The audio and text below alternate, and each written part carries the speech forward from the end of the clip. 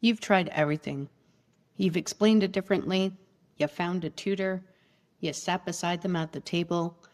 You stayed calm when you really didn't want to. And they're still stuck. And somewhere in the back of your mind, a thought creeps in that you don't want to say out loud.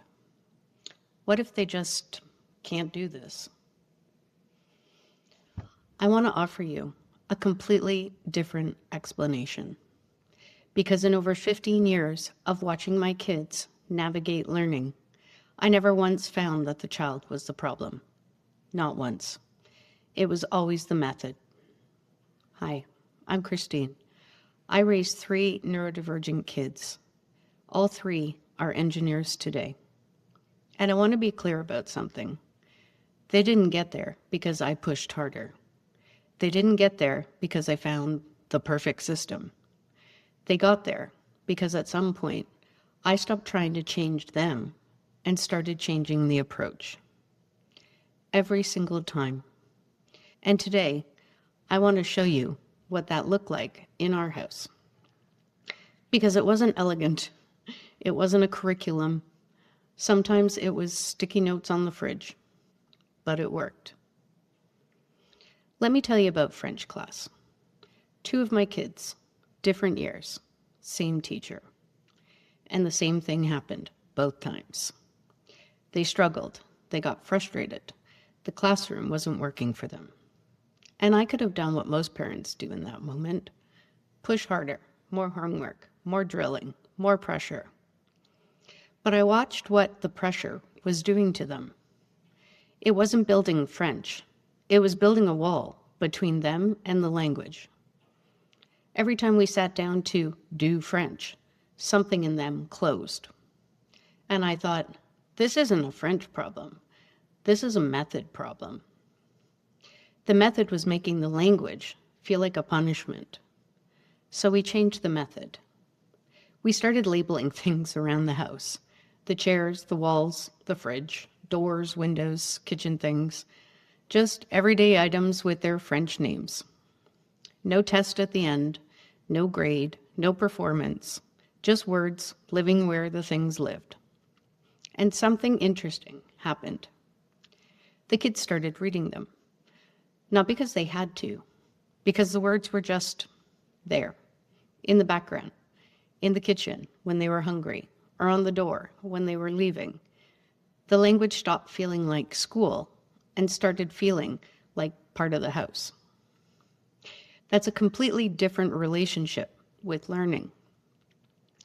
Then we took a family trip, Ottawa, Quebec, and we made a decision before we went.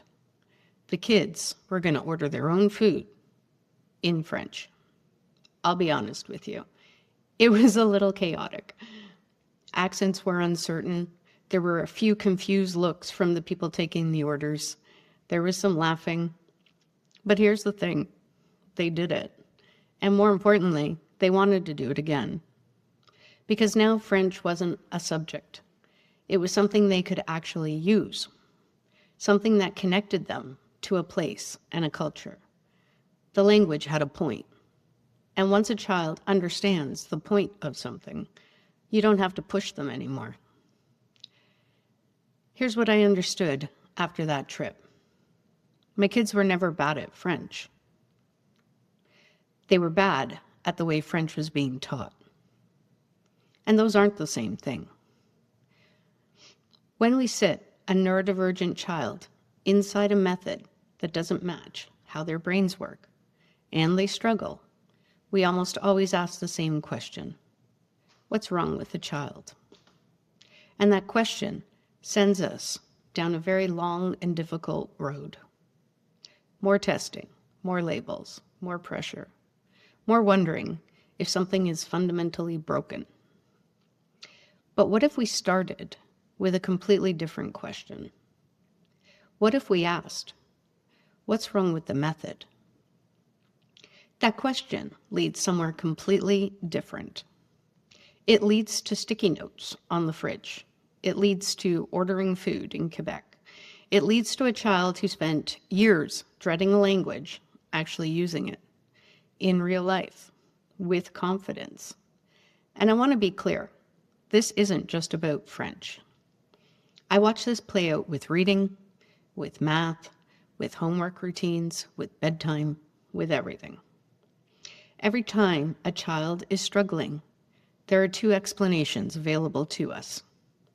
The child is the problem, or the method isn't working. And I can tell you from experience, it's almost always the method. Not because our kids are perfect, not because they never need support or guidance, but because neurodivergent brains are not broken brains. They're different brains. And a different brain needs a different door. Our job isn't to make them fit through the standard one. Our job is to find the door that fits them. So if there's one thing I want you to take from this video and from this channel, it's this. Change the method, not the child. Your child is not the problem. The approach is. And the moment you make that shift, not just in your head, but in how you actually respond, everything starts to move differently. Not because your child changed, because you gave them a method that actually fits. If you're in a season right now where learning feels like a constant battle, I've put together a free guide called the STEM Reset Starter Kit. It helps you recognize what's actually happening when things fall apart and gives you some practical tools to try a different approach. You can download it free in the link below. Your child is not behind. Your child is not broken. Your child is not the problem. They're just waiting for the right door.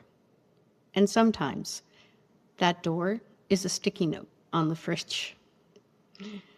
In the next video, we're going to look at the most powerful learning tool available to your child. It's not intelligence. It's not effort. It's curiosity. And once you understand how it works in the brain, you'll start finding it everywhere. We'll see you there.